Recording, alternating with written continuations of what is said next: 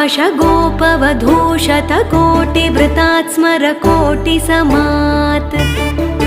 प्रतिवल्लविकाभिमतात् सुखदात् वसुदेवसुतान्न परं कलये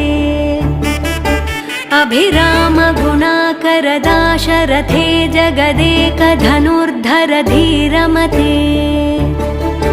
रघुनायक राम रमेश विभो वरदो भवदेव दया जलधे अवनीतनया कमनीयकरं रजनीकरचारुमुखाम्बुरुहम् रजनीचरराजतमो मिहिरं महनीयमहं रघुराममये सुमुखं सुहृदं सुलभं सुखदं स्वनुजं च सुखाय ममोघशरम्